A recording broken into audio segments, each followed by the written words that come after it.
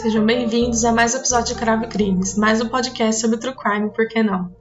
Essa já é a terceira vez que eu gravo esse episódio, mas dessa vez vai dar tudo certo. Ô Senhor, tenha piedade de mim.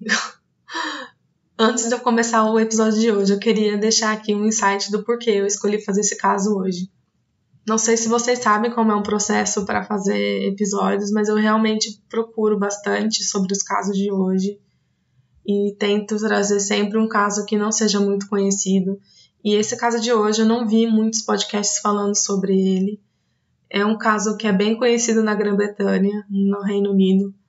E assim como o caso de James Butler, que teve bastante repercussão aqui no podcast, eu vi que o caso de Sarah Payne tinha também bastante coisa para a gente poder comentar. E eu quis trazer para vocês porque, na verdade, eu fui meio que no escuro para começar. E eu não sabia nada sobre esse caso. E eu não tinha nunca nem ouvido falar dele. E eu tinha visto ele numa recomendação da Wikipédia, para vocês verem da onde que eu cavo minhas informações. E eu resolvi marcar o nome dela. E aí eu acabei vendo uma vez ou outra no YouTube.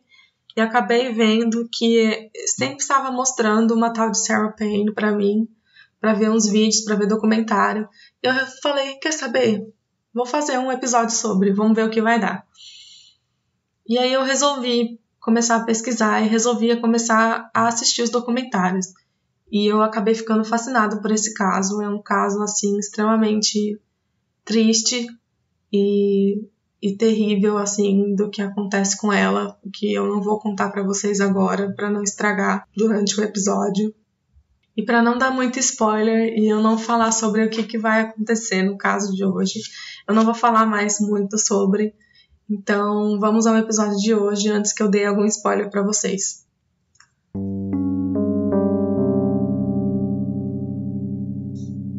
Antes de começar o episódio de hoje, eu gostaria de deixar alguns avisos.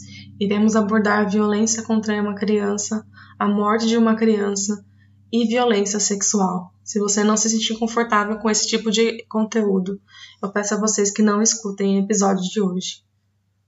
O episódio de hoje é sobre Sarah Payne. A nossa vítima de hoje se chama Sarah Evelyn Isabel Payne. Ela nasceu no dia 13 de outubro de 1991.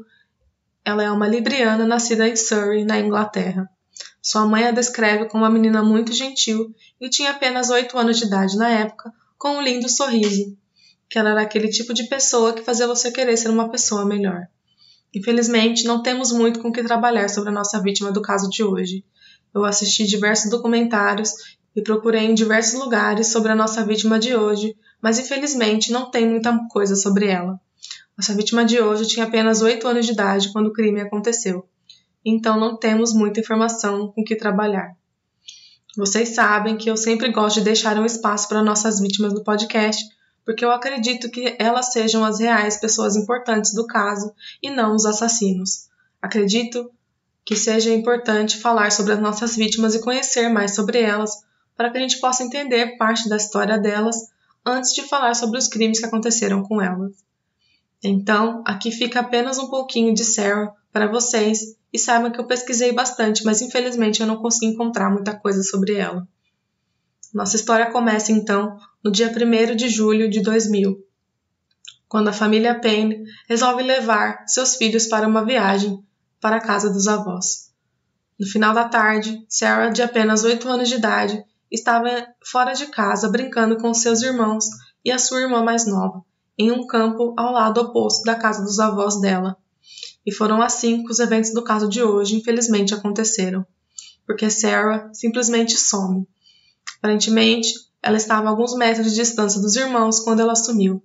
Então, quando os irmãos se viram, eles não encontram mais a sua irmãzinha, e eles saem à procura dela primeiro e depois vão avisar os pais que Sarah tinha sumido. E os pais então saem à procura dela, não acham ela, e só depois que eles chamam a polícia. Assim que a família chama a polícia, então, isso foi lá pelas 9 horas da noite do mesmo dia, o irmão mais velho de Sarah conta que ele viu um homem numa van branca e essa van saiu em alta velocidade assim que eles não encontraram Sarah. Ele disse que ele tinha visto um homem dirigindo e que esse homem acenou para ele e deu uma descrição que foi a seguinte. Ele estava bastante desalinhado, parecendo que não se barbeava há anos. Ele tinha uma barba pequena no rosto e alguns fios grisalhos no cabelo. Ele tinha um sorriso amarelo e outras coisas. Então, para os policiais existia a possibilidade de ela ter sido capturada por alguém. Com o desaparecimento de Sarah, muitos policiais acabaram se envolvendo no caso. Cerca de 100 policiais inicialmente estavam na busca da menina de apenas de 8 anos de idade. Chegou a um número de quase 1.000 policiais à procura de Sarah durante todo o tempo que ela ficou desaparecida. Eles passam a noite toda procurando por Sarah, mas nada foi encontrado.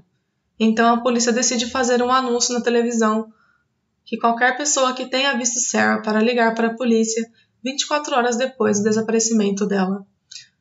Cada segundo de uma investigação de desaparecimento de alguma pessoa acontece é extremamente crucial. Quanto mais tempo se passa, a chance de encontrar essa pessoa vai diminuindo com o passar do tempo. Assim, com o anúncio da polícia, a população ficou muito comovida com o desaparecimento de Sarah Payne e resolveram ajudar. Então, além dos policiais, tinham diversos cidadãos que ajudaram na busca da menina. O maior medo, como eu falei, era de que algo tinha acontecido com ela, que ela simplesmente não tinha se perdido, que ela tinha sido sequestrada. Mas mesmo assim, a polícia e as pessoas da cidade de Littlehampton procuravam pela garota na floresta que tinha perto do campo, onde ela foi vista pela última vez, e pela estrada ali próxima. A única pista que a polícia tinha era que o irmão de Sarah tinha dito. Ele falou que viu um homem em uma van branca saindo em disparada, logo após que eles perceberam que a irmã tinha sumido. O irmão mais velho de Sarah fala que Sarah tinha caído e machucado o joelho. Ela correu em direção ao campo da casa da avó dela, porque a avó dela estava no final do campo, perto da casa dos avós, e ela tinha machucado o joelho e ela queria a ajuda da avó dela. Então, o irmão mais velho pensa que ele vai se meter em confusão, porque a irmã tinha se machucado e a situação estava sob o controle dele, já que os pais não estavam por perto, e logo vai atrás de Sarah. Mas quando ele se vira, ele não viu mais sinal de Sarah em lugar nenhum. E um homem dentro de uma van sai correndo e acenando para ele em seguida do local. E lembre-se muito bem dessa van branca. Ela vai ser muito importante para o nosso caso de hoje. Com o passar das semanas, não tinha notícia de Sarah Payne e a polícia começa a buscar pela região pessoas que eram suspeitas e pedófilos que estavam na lista de criminosos sexuais, e a busca pela menina continuava a todo vapor pela cidade pequena. Como eu falei, uma criança perdida é um dos piores pesadelos que os pais podem ter. Então, na pequena região, ajudaram a busca da menina na esperança de encontrar essa menina para os pais com vida e bem. Então, uma foto que eu vou provavelmente colocar na capa do episódio de hoje foi colocada em todos os jornais, tentando achar a menina e fazer com que o rosto ficasse conhecido para ser identificado com mais facilidade. Com a divulgação da foto de Sarah de uniforme da escola colocada em todos os lugares, vários países começaram a tornar o desaparecimento de Sarah uma grande notícia internacional. No terceiro dia das buscas por Sarah, os pais dela fizeram um clamor à mídia e a todos que pudessem ajudar a encontrar sua filha, que ela tinha que voltar logo para casa e que a coisa que impressionou a todos foi a esperança da mãe de Sarah para que sua filha voltasse para casa com vida e bem, mesmo sendo já o terceiro dia de buscas, e nós sabemos que cada dia que passa, a chance de encontrar alguém com vida vai ficando cada vez menor. Em todas as coletivas de imprensa que a mãe de Sarah fez, ela sempre falava com Sarah, dizendo que eles a amavam muito, que todos estavam procurando por ela e que todos estavam ali por causa dela. Todos ficaram muito emocionados em assistir às coletivas de imprensa, onde a família se mostrava muito abalada, principalmente o pai dela. Ele não conseguia falar muita coisa. Ele sempre estava com o rosto abaixado e com os olhos bem inchados, enquanto a mãe de Sarah estava sempre com a cabeça erguida, olhando para a câmera e clamando para o público para que encontrasse logo a sua filha. É bem emocionante ver as coletivas de imprensa. Eu aconselho vocês a procurar o documentário, que eu vou deixar disponível na descrição do episódio, porque mostra entrevistas com o policial que foi investigador do caso, com criminologistas e com especialista que tem também imagens da época. E, infelizmente, com o passar do tempo, 2 semanas para ser mais exata, não se tinha nenhuma novidade ou pistas de onde poderia estar a garota de apenas 8 anos de idade. Descrito que com o passar do tempo, o público não perdeu as esperanças de poder encontrar Sarah com vida e bem e devolver para seus pais. Mesmo que tinha se passado já 2 semanas e nós sabemos da probabilidade de achar alguém, depois desse tempo todo, todos queriam acreditar que Sarah não seria o caso assim. Que eles iriam encontrar as coisas bem e Sarah com vida e todos iriam conseguir trazer a criança de volta. E para a polícia, eles tinham um suspeito no topo da lista, mas eles não tinham evidências que comprovassem que essa pessoa tinha alguma coisa a ver com o desaparecimento de Sarah. Roy Whiting era um homem que tinha sido preso e condenado por assédio sexual. E assim, eles vão até a casa dele. A primeira coisa que eles veem é uma van branca que ele tinha acabado de comprar. Quando eles perguntam para Roy o que ele estava fazendo no dia em que Sarah sumiu, ele responde que ele estava sozinho na bainha da praia. E um adendo aqui. Não é um bom álibi colocar que você está sozinho em uma praia enquanto uma garota de 8 anos sumiu justo quando você é um pedófilo, mas tudo bem, quem sou eu na fila do pão. Só que os policiais que entrevistaram ele não ficaram muito felizes com essa resposta, assim como eu fiquei. Então, eles ficam um pouco mais na casa de Roy dentro da viatura para ver o que ele ia fazer. E é claro que ele faz alguma coisa.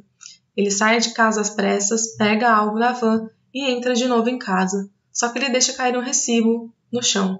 Quando os policiais vão pegar esse recibo, é um recibo de um posto de gasolina e a data era no dia 1º de julho, o mesmo dia em que Sarah desapareceu. O que para vocês pode parecer um nada, mas o posto de gasolina fica localizado em uma direção completamente oposta aonde ele tinha dito que tinha ido, provando para os policiais que ele estava mentindo aonde ele estava indo no dia em que Sarah desapareceu. Então os policiais tomam a decisão de ir até a casa dele de novo e questionar a ele aonde ele realmente estava no dia em que Sarah desapareceu. Eles acabam prendendo Roy por suspeitar de alguma coisa que ele poderia ter em relação ao desaparecimento. E isso aconteceu um dia depois do desaparecimento de Sarah Payne. Lembre-se bem disso para depois vocês não ficarem com raiva de mim ou alguma coisa parecida. Então Whiting é levado para a polícia para ser questionado, e a van foi apreendida e levada para ser feitos testes forenses. Lógico que ele não falou nada que o colocasse em uma situação complicada. Os policiais falam que eles sabiam que ele estava mentindo sobre onde ele estava no sábado em que Sarah Payne tinha desaparecido. Mas a polícia não tinha muito o que fazer, porque eles não tinham nada até o momento sobre Sarah. Não sabiam se ela estava morta ou viva, então o inevitável aconteceu. Eles tiveram que libertar ele 3 dias depois, por falta de provas que ele tinha algum envolvimento com o desaparecimento de Sarah. É descrito no documentário que ele não quis falar nada. Ele sempre vinha com a mesma resposta, sem comentários, para qualquer pergunta que os investigadores fizeram sobre Sarah. Eles chegam até mesmo a dizer que ele foi muito sem coração em não querer ajudar de jeito nenhum sobre informações que poderiam ser úteis. Antes de começarmos a falar sobre o que aconteceu com Sarah Payne, acho que temos que conversar um pouco sobre Roy Whiting. Infelizmente, temos que falar sobre ele, por mais que eu não queira. Roy teve uma infância um pouco conturbada. Ele cresceu em uma família grande no subúrbio de Sussex, na Inglaterra, quando ele era um adolescente. Ele passou por mais um trauma em sua vida, que foi a separação de seus pais, e com isso fez com que ele simplesmente abandonasse a escola. Uma criminologista que fez o documentário sobre o nosso caso de hoje diz que ele não era uma pessoa que se dava muito bem na escola e nem com os colegas de sala. Ele era uma pessoa que não se encaixava socialmente e nem no âmbito educacional. A criminologista diz que essa combinação de estar muito sozinho e essa relação quebrada que ele tinha com os pais fez com que a gente tenha uma pessoa que talvez possa causar mais problemas para frente em sua vida. Nós já vimos aqui no podcast diversas vezes que uma infância complicada pode causar um efeito muito ruim na vida das pessoas no geral, mas principalmente em criminosos que cometem crimes, desde o mais simples ao mais complexo, como o caso de hoje, que é o sequestro de uma menina de apenas 8 anos de idade.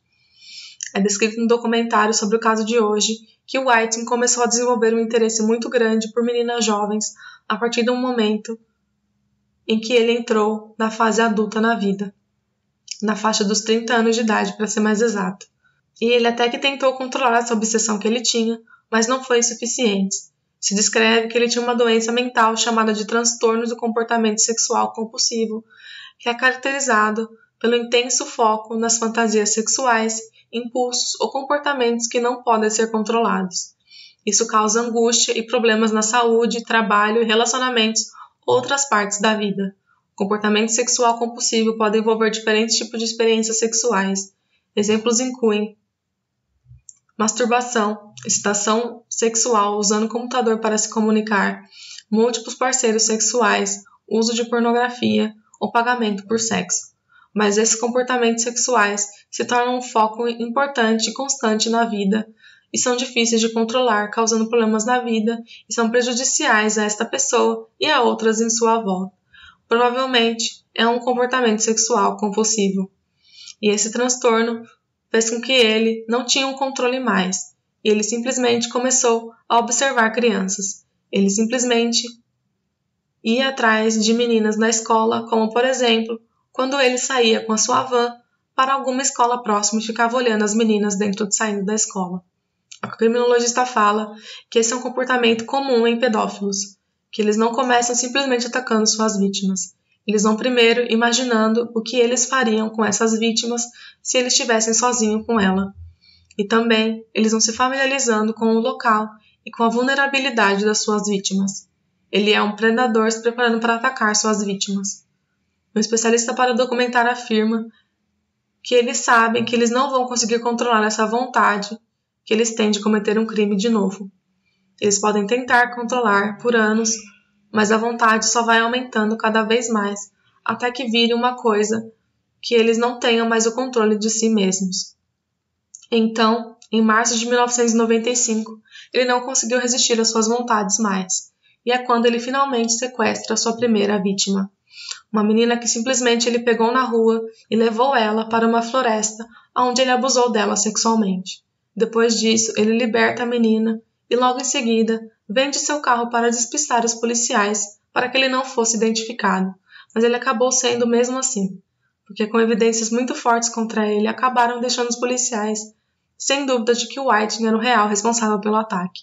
E eu vou deixar aqui uma informação que vai fazer vocês quererem jogar seus aparelhos eletrônicos na parede ou pela janela, e eu não me responsabilizo pelas ações de vocês.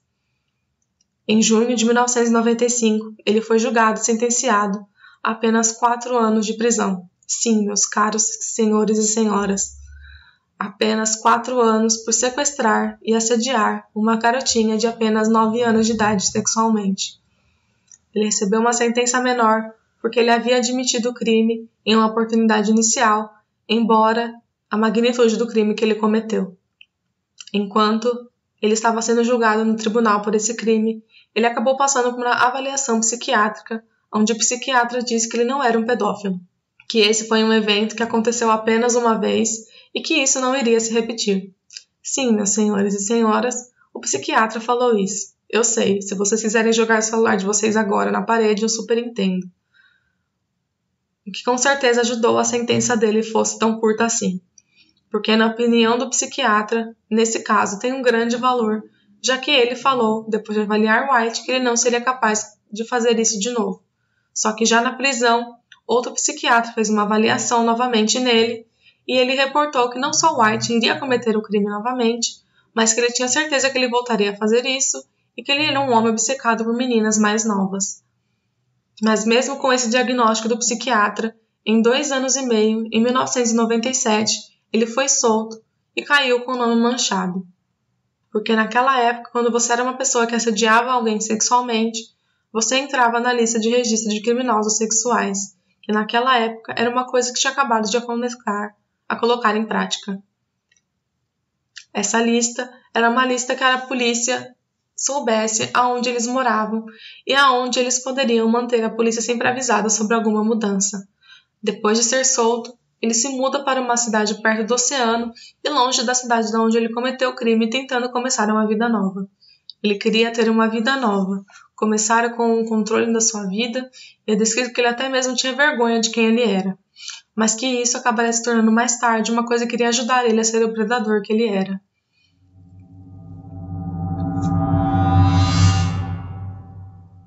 polícia tinha certeza de que o pedófilo Roy White tinha alguma coisa a ver com o desaparecimento de Sarah Payne. Eles não tinham evidências físicas que comprovavam isso, no entanto. O investigador principal do caso fala para o documentário que ele tinha pesadelos em pensar que Sarah era vítima de Roy White e que ela poderia estar sendo abusada ainda por ele, ou que ela não tenha conseguido escapar e ele estava procurando uma nova vítima para abusar. E no dia 17 de julho de 2000, Sarah Payne foi achada. Infelizmente, ela foi achada sem vida. A descoberta do corpo de Sarah entristeceu uma nação inteira depois de 2 semanas procurando pela garota. Foi comprovado, mais tarde, que Sarah foi sequestrada e que não tinha sido seduzida e enganada por alguém. Foi um sequestro rápido o suficiente para que seus irmãos não viram nada do que aconteceu, minutos de distração que eles tiveram.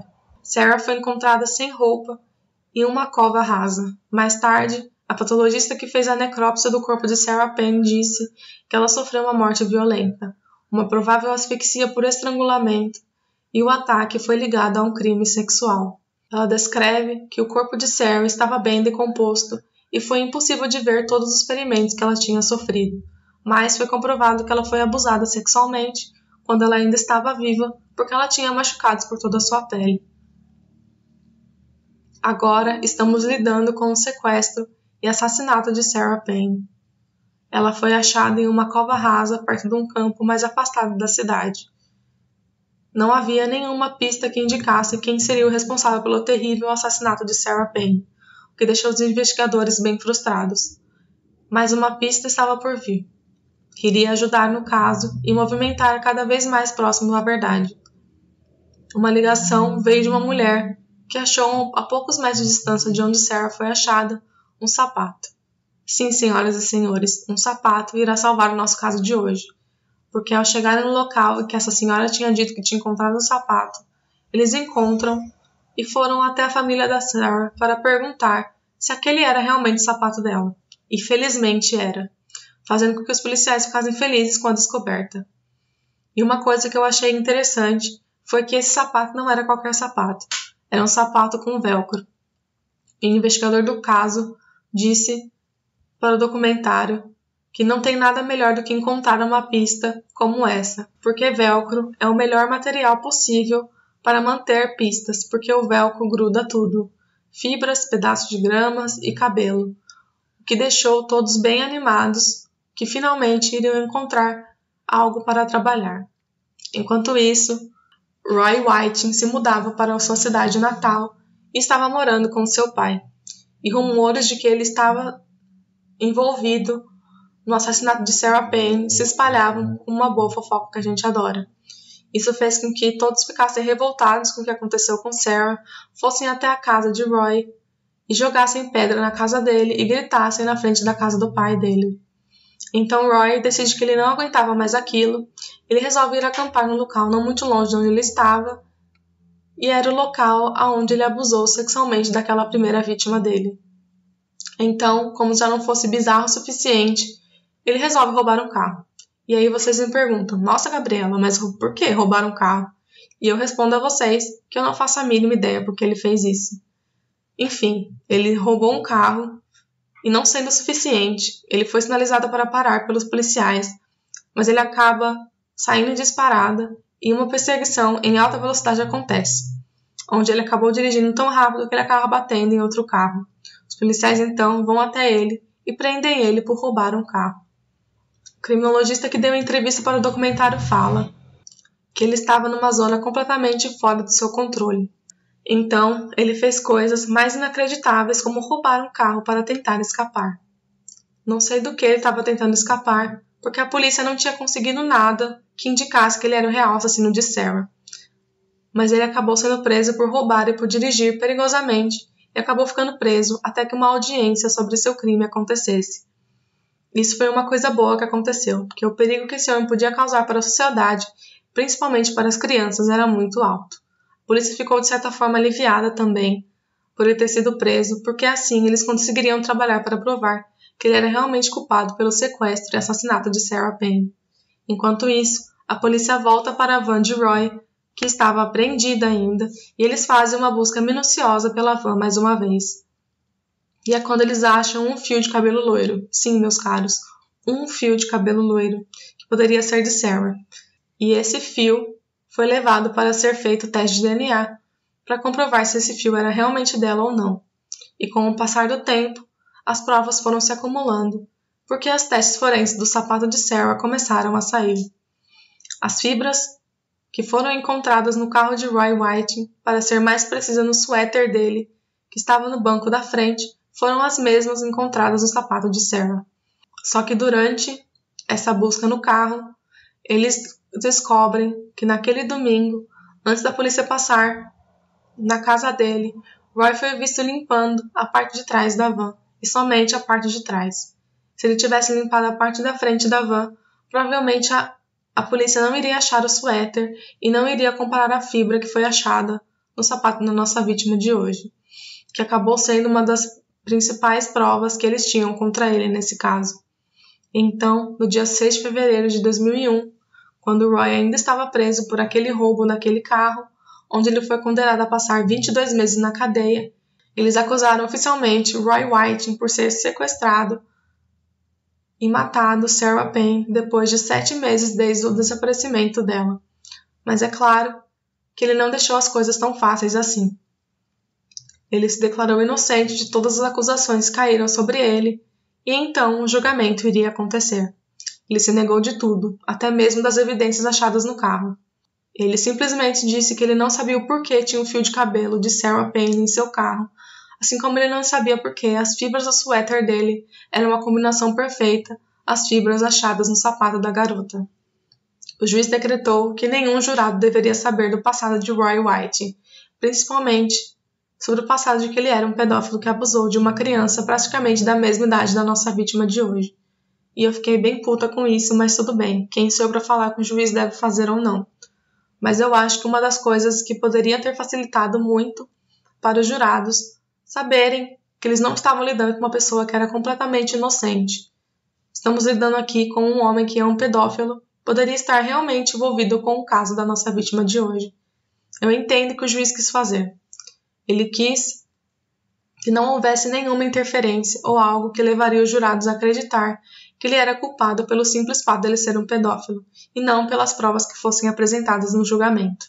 Mas mesmo assim, como já vimos diversas vezes, as vítimas são colocadas em julgamento quando ocorre um julgamento do caso delas, o comportamento delas é colocado à frente de todo mundo como justificativa para que o crime que aconteceu com elas aconteceu.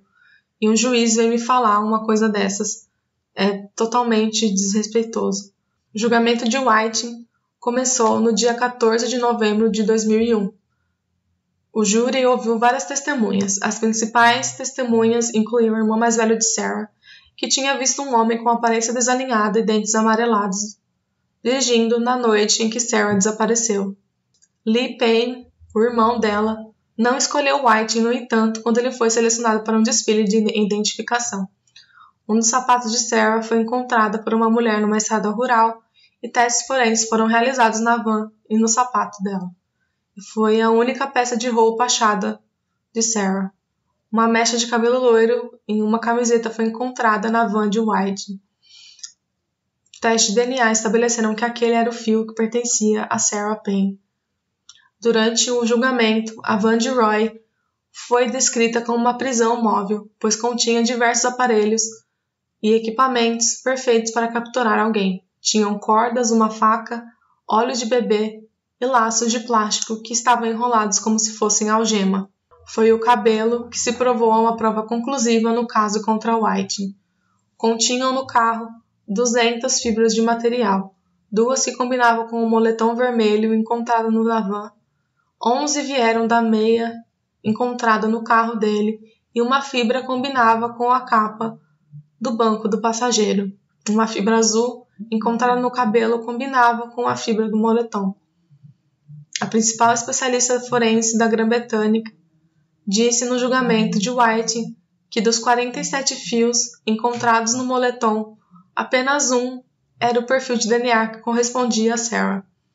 Em 12 de dezembro de 2001, Após um julgamento de 4 semanas perante o juiz e um júri, White foi considerado culpado pelo sequestro e assassinato de Sarah Payne e foi condenado à prisão perpétua. O juiz de primeira instância disse que um caso raro em que uma sentença de prisão perpétua deveria significar prisão perpétua. Depois que White foi condenado, suas condenações anteriores foram reveladas para o público e para o júri, que tinham sido ocultas deles antes. A polícia e o juiz temiam que qualquer conhecimento da sua condenação anterior pudesse prejudicar o julgamento. No caso de ser condenado, White poderia argumentar que ele havia sido julgado com base nas evidências de um crime anterior, abrindo caminho para um recurso e possível liberdade. O fato de White ter sido exposto como reincidente provou novos apelos ao governo de permitir o acesso público ao controle de registros de criminosos sexuais, embora no dia seguinte à condenação de White, o ministério tinha comentado que tal sistema seria impraticável, correndo o risco de condizer com pedófilos à clandestinidade, tornando mais difícil o trabalho da polícia em localizá-los e monitorá-los, e perigoso de ataques de vigilantes. Esse caso também é notável pelo extensivo uso da ciência forense no estabelecimento do processo de acusação contra White. 20 especialistas forenses de várias áreas foram empregados durante esse inquérito. Estima-se que a investigação envolveu 1.000 funcionários e custou cerca de 3 milhões de euros. Em 24 de novembro de 2002, o secretário do Interior ordenou que Roy White cumprisse, no mínimo, 50 anos de prisão. Isso o tornou inelegível para a liberdade condicional até 2051, quando ele teria pelo menos 92 anos antes da sua liberdade condicional pudesse ser considerada. Isso, de fato, foi um acordo da recomendação do juiz de primeira instância sobre uma sentença de prisão perpétua. 48 horas após essa decisão, os Law Lords e o Tribunal Europeu de Direitos Humanos indicaram a favor de outro assassino condenado que estava desafiando os direitos políticos de decidir o tempo que o assassino deve passar na prisão antes de ser condenado, considerando uma liberdade condicional. Em junho de 2004, a mídia noticiou que White solicitou ao Tribunal de Apelação uma redução da sua sentença mínima de 50 anos. Em 9 de junho de 2010, o recurso de White resultou em um juiz do Tribunal Superior reduzindo a sua pena de 50 para 40 anos. Os advogados de White argumentaram que a tarifa de 50 anos tinha uma motivação política. A decisão também foi tomada em um momento em que o governo estava sendo criticado pelo público e pela mídia por causa de uma greve dos bombeiros. O juiz disse, de acordo com as diretrizes da condenação de 2010, White deveria cumprir uma sentença perpétua. White cumpre agora uma pena mínima de 40 anos que o manterá na prisão pelo menos até 2041, quando ele completará 82 anos. A mãe de Sarah estava presente e disse estar desapontada com a decisão e disse que a vida deveria significar a vida. Roy White sofreu diversos ataques na prisão, como no dia 4 de agosto de 2002, White foi atacado com uma navalha por outro prisioneiro enquanto ele buscava água quente. Em junho de 2004, outro assassino condenado foi considerado culpado pelo golpe que deixou White com uma cicatriz de 15 centímetros na bochecha. Esse outro condenado estava cumprindo uma prisão perpétua pelo assassinato de um homem deficiente e recebeu uma sentença de 6 anos pelo ataque. Em julho de 2011, White foi novamente atacado na prisão e ele foi esfaqueado no olho. Nenhuma acusação foi feita por ele e, consequentemente, uma investigação policial sobre o ataque não foi realizada. Os ferimentos de White não foram fatais. Um terceiro ataque a White ocorreu no dia 8 de novembro de 2018, quando ele foi esfaqueado por 2 outros prisioneiros em uma cela na prisão. Ele foi levado para o hospital para o tratamento e voltou bem da prisão depois de uma condição estável.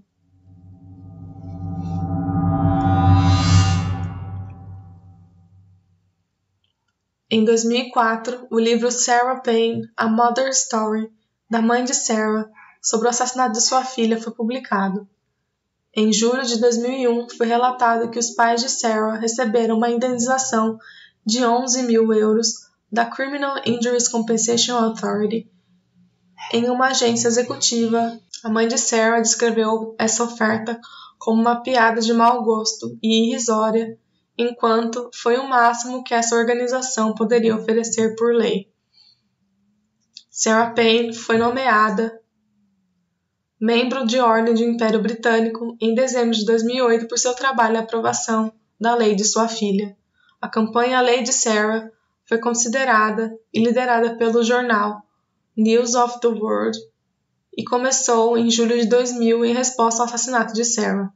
Isso se tornou uma campanha para que é conhecida como a Lei de Sarah, em homenagem à Lei de Meghan nos Estados Unidos, após um caso semelhante há vários anos antes. Se vocês quiserem que eu faça um episódio sobre esse caso, é só falarem para mim lá no Instagram. Seus pais apoiaram a campanha porque tinham certeza que o assassino de sua filha era um criminoso sexual anteriormente condenado. A crença veio depois de 7 meses depois, quando Roy White foi considerado culpado pelo assassinato e revelado que ele já tinha sido condenado por sequestrar e agredir sexualmente uma menina de 9 anos de idade. O objetivo da campanha era que o governo permitisse o acesso controlado ao registro de criminosos sexuais para que os pais com filhos pequenos pudessem saber que um agressor sexual morava em sua região. A mãe de Sarah sempre insistiu que tal lei teria salvo a vida de sua filha. Um esquema modificado pelo qual os pais podem participar sobre o indivíduo nomeado por um acesso regular de seus filhos foi introduzido em 4 áreas pilotos na Inglaterra e no país de Gales em setembro de 2008. Em agosto de 2010, o Ministério do Interior anunciou que, depois de ter sucesso o programa do sexo infantil, o esquema de divulgação do infrator seria estendido para cobrir toda a Inglaterra e país de Gales na primavera de 2011. Essa lei permite que os pais perguntem à polícia se alguém com acesso regular a seus filhos tem antecedentes criminais sexuais. Em dezembro de 2009, a mãe de Sarah sofreu um derrame com risco de vida e desmaiou enquanto estava em casa, mas teve uma boa recuperação. O pai de Sarah, Michael, sofria de depressão após o desaparecimento de sua filha.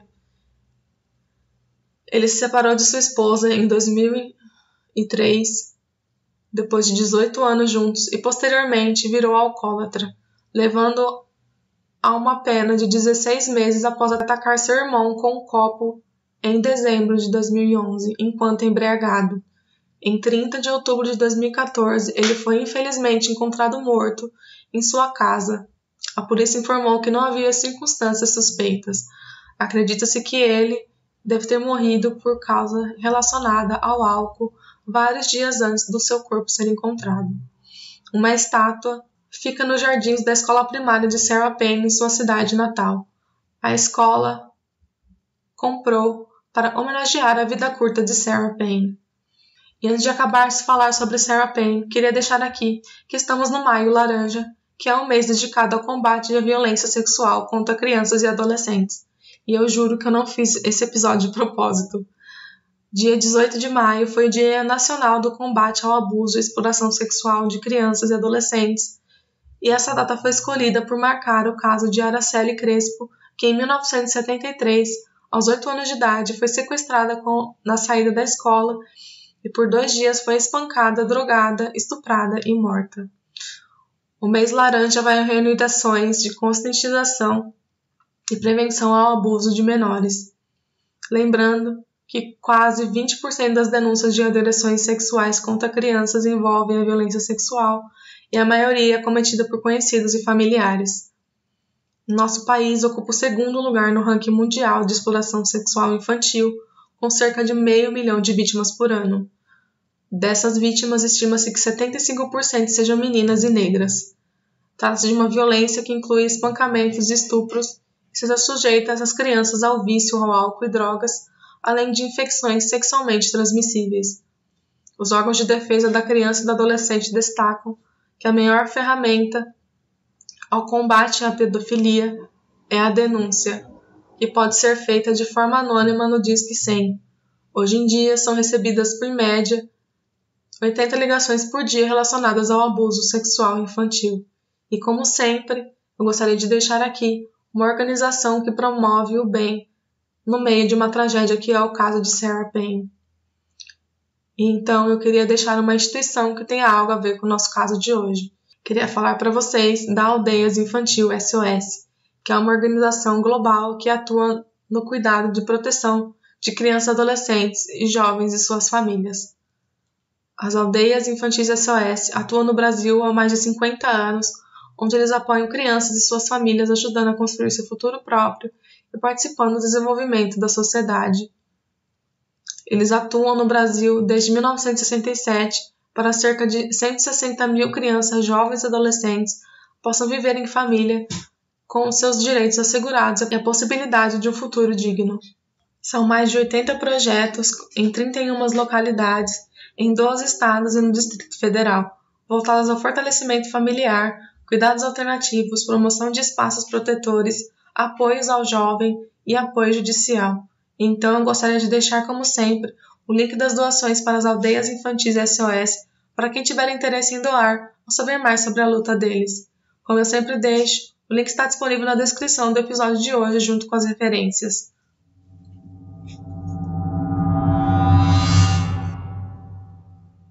Então é isso, eu espero que vocês tenham gostado do episódio de hoje.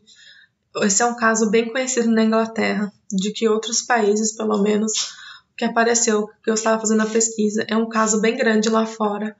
E por ter mudado leis no país em que aconteceu e ter sido uma coisa que inspirou um caso dos Estados Unidos. Se vocês tiverem interesse, eu posso fazer um episódio sobre esse caso também aqui no podcast. Então é isso. Não se esqueçam de que estamos nas nossas redes sociais. Estamos no Instagram, no Twitter e no Facebook. Eu estou sempre atualizando lá no Instagram quando tem novos episódios, quando sai alguma notícia relacionada a um caso que eu já tenha feito e coisas assim. Então acompanhe nas nossas redes sociais para vocês ficarem por dentro de tudo que acontece no podcast. Outra coisa que eu queria deixar aqui, como sempre, são os links de solicitação de casos. Por enquanto, eu estou fazendo casos que tenham na minha lista, mas eu estou sempre aberta a fazer casos que vocês queiram que eu faça. Caso vocês tenham algum caso que queiram que eu cubra aqui no podcast, é só mandar o link para mim no cravoecrimes@gmail.com ou no link de solicitações, que eu já deixo tudo planejado. Bom, é isso. Espero que vocês tenham gostado do episódio de hoje. Não se esqueçam de inscrever nas plataformas que vocês escutam o podcast para que vocês não percam nenhum episódio do nosso podcast. Compartilhe com seus amigos e parentes se vocês gostaram dessa história. E eu estou sempre aberta a conversar com vocês mais lá nas nossas redes sociais. É isso, se cuidem e até a próxima.